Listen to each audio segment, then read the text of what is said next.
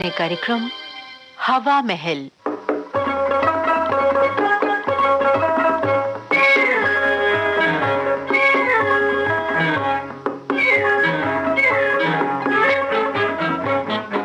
आज के हवा महल कार्यक्रम में आइए सुनते हैं झलकी केवल शिष्टाचार।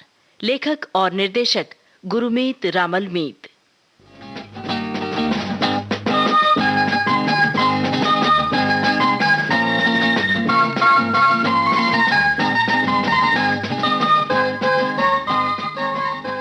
आइए आइए शिवचरण जी, ये ईद का चांद आज कैसे दिखाई दे गया? चांद ईद का हो या पूनम का, पर वो अपने वक्त पर जरूर निकलेगा। यार, तुम साल भर से सस्पेंडेड पड़े हो, लगता है तुम्हें किसी किस्म की कोई परवाह नहीं। भोलानाथ परवाह करें हमारे दुश्मन, जिनकी हमने ट्रांसफर करवा दी है। वाकई ये तो खबर है। इसका मतलब महाप्रबंधक की ट्रांसफर तुमने करवाई है। भोलानाथ, हम तुम्हारी तरह भोले नहीं, बड़े लंबे हाथ हैं हमारे। हम तो सांप की बांबी की तह तक हाथ डालने वाले हैं। भाई शिवचरण मान गए, पर अब कहां जा रहे हो? जाना कहां है, नए महाप्रबंधक मिस्टर सिंह से मुलाकात करने जा रहा हूं, ताकि वो तुम्हारी नौकरी बहाल कर दे। ओ जी, उसने हमारी नौकरी क्या बहाल करनी है। मैं तो उसे यह बताने जा रहा हूं कि अगर ढंग से नौकरी करनी है तो अपना पैक सामान खोले, नहीं तो फिर दोबारा पैक करने का झंझट करना पड़ेगा। मान गए, इसमें कोई शक नहीं कि शिवचरण ने मूंछ नीची करके और तलवे चाट कर नौकरी करना नहीं सीखा है। पर शिवचरण ना जाने मैं इतना हौसला क्यों नहीं जुटा पाता हूं। जिसने अफसरों के आगे पीछे दुम हिलाना सीख लिया हो, वो फिर अपनी दुम को स्थिरता प्रदान नहीं कर सकता। कुछ कह लो यार, हर आदमी का अपना अपना ढंग होता है नौकरी करने का। कोई दुम हिलाकर करता है तो कोई चुगली खाकर। लेकिन शिवचरण इन दोनों गाड़ियों का बैल नहीं। जरा महाप्रबंधक कुंवर देव नारायण सिंह से मुलाकात करके आऊं।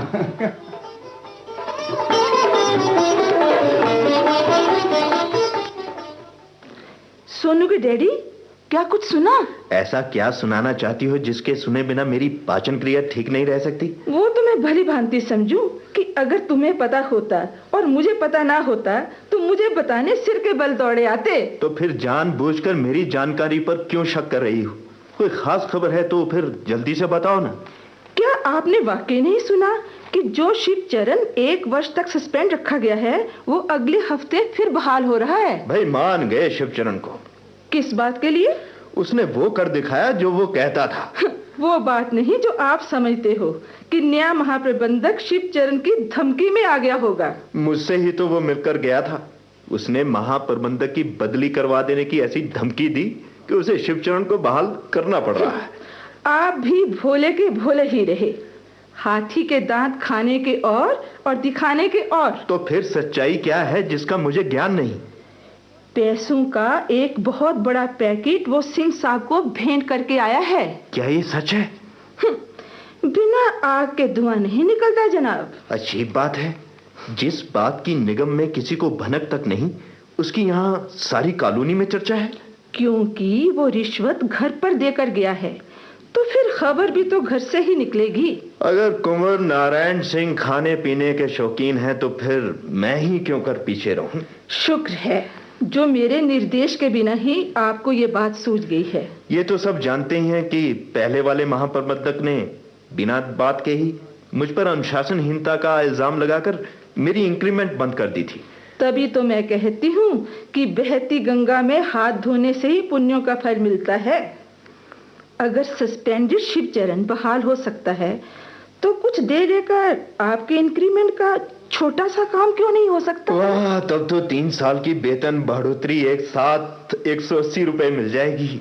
और हो सकता है सिंह साहब पिछले वर्षों से इंक्रीमेंट लगाने की अनुमति भी दे दें। तब तो अच्छा खासा एरियर भी मिल जाएगा। और उस एरियर से मैं लूंगी 2 सुंदर साड़ियां। एरियर मिल तो जाए शांता, मैं तुम्हें साड़ियों से लाद दूंगा। अच्छा, मैं कुछ ले आऊं सिंह साहब को भेंट करने के लिए। ठीक है।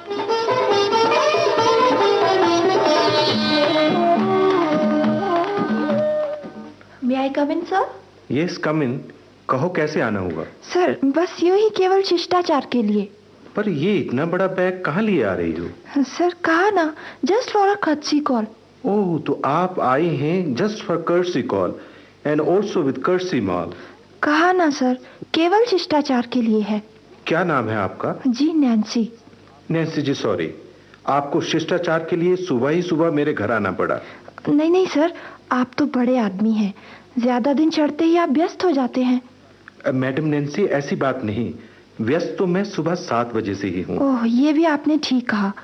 बड़े लोगों के पास तो आराम करने के लिए भी टाइम नहीं होता।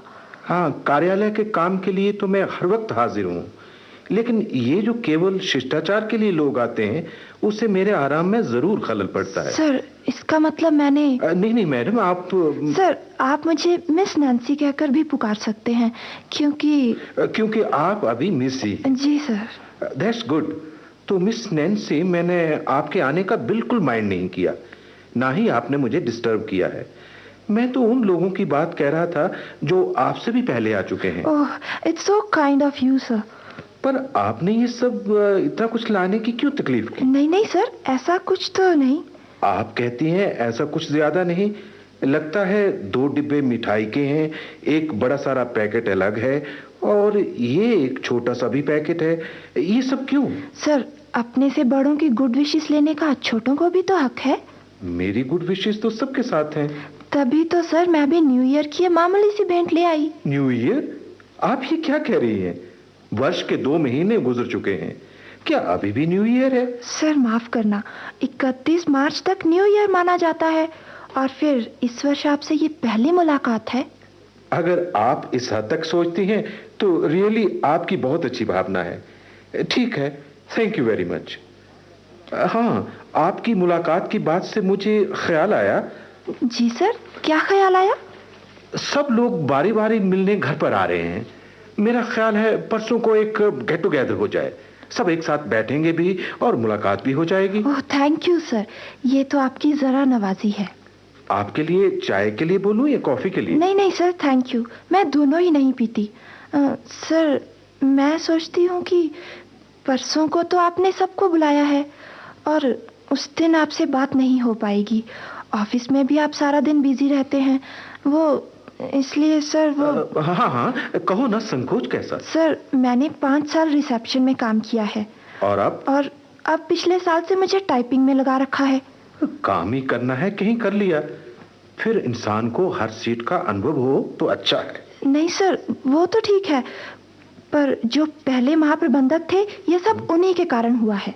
क्या हुआ था? सर माफ करना, महाप्रबंधक का मतलब ये तो नहीं कि उनकी हर बात माननी पड़ेगी। ऐसा तो नहीं होना चाहिए। खैर, आपने परसों आना मत भूलना। ठीक है सर, जरूर आऊंगी। जब सब आ रहे हैं तो मैं भी जरूर आऊंगी। अच्छा सर, फिर नमस्कार। नमस्कार।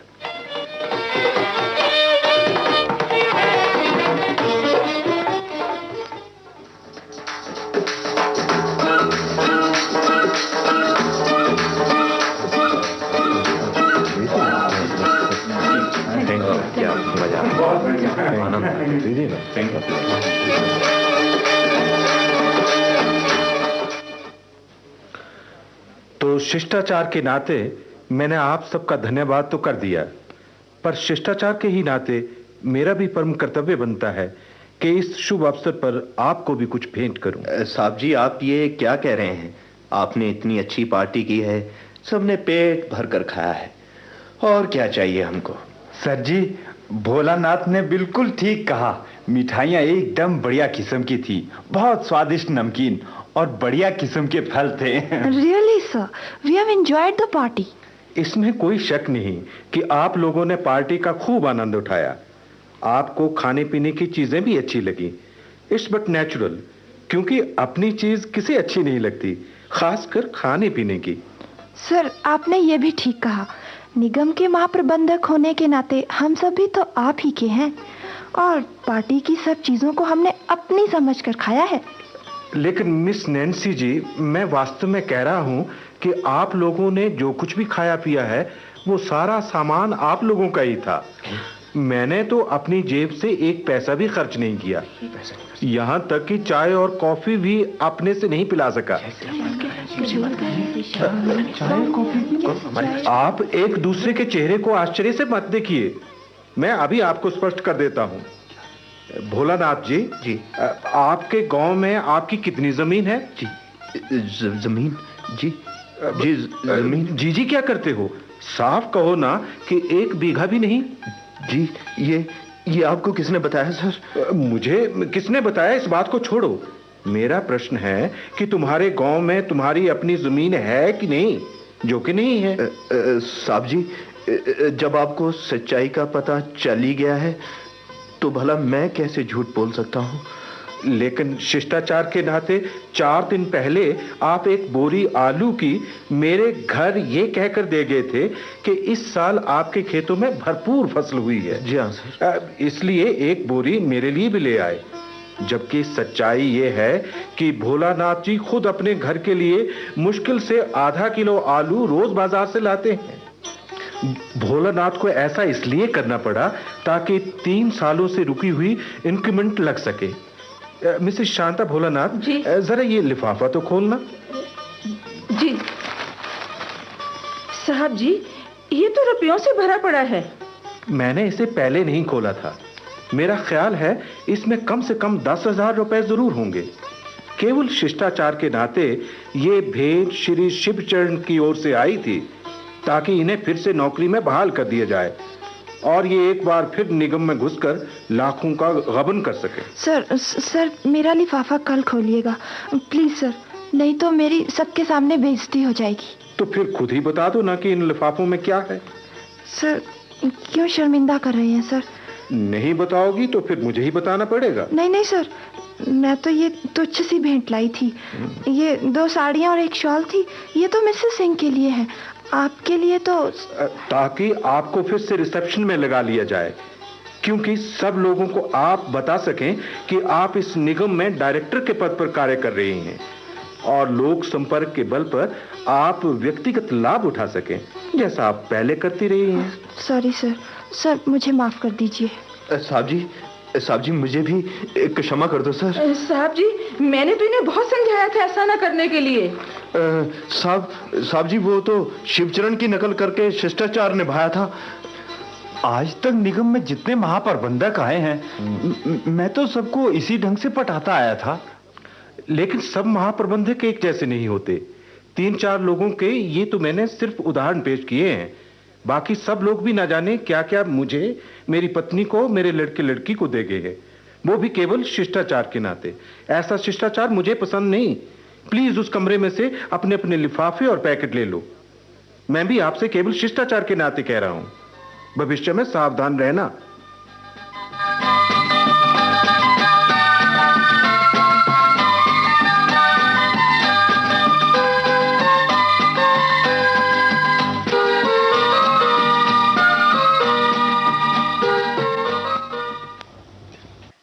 हवा महल कार्यक्रम में आज आप सुन रहे थे झलकी केवल शिष्टाचार, लेखक और निर्देशक गुरमीत रामल मीत। ये थी आकाशवाणी शिमला की भेंट। अब आज का हवा महल कार्यक्रम समाप्त होता है।